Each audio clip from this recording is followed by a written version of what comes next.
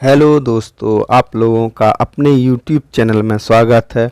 आज हम लोग बात करेंगे केंद्रीय विद्यालय एडमिशन 2023-24 के लिए कम से कम और ज़्यादा से ज़्यादा कितनी होनी चाहिए बच्चे की उम्र, जो कि क्लास 1 से लेकर क्लास 12 के लिए मान्य होगी। जो अभिभावक अपने बच्चों का एडमिशन केंद्रीय विद्यालय में करवाना चाहते हैं, उन सब लोगों के लिए यह एक बहुत ही सामान्य सा प्रश्न है कि हमारे बच्चे की उम्र इतनी है तथा उसका कौन सी क्लास में एडमिशन हो सकता है, तथा किसी अभिभावक का यह भी प्रश्न होता है कि हमारा बच्चा क्लास 1 में एडमिशन चाहता है तो उसके लिए कितनी उम्र होनी चाहिए। तो इन सब चीज़ों के बारे में हम लोग बात करेंगे। जैसा कि केंद्रीय विद्यालय में दाखिले की अभी तक जो न्यूनतम आयु थी वह 5 वर्ष थी, जिसको कि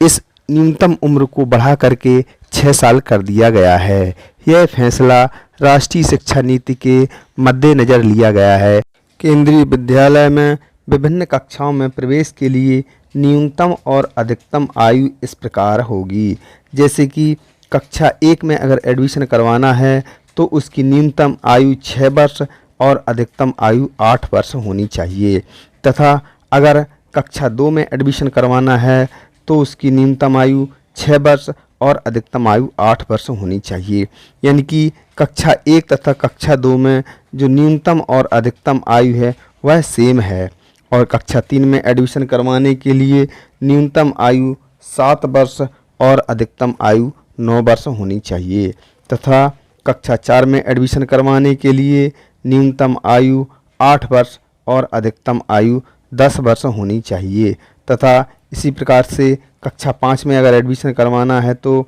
9 वर्ष से लेकर 11 वर्ष के मध्य आयु होनी चाहिए, तथा कक्षा 6 में एडमिशन करवाने के लिए 10 वर्ष से लेकर 12 वर्ष के मध्य आयु होनी चाहिए, तथा कक्षा 7 में एडमिशन करवाने के लिए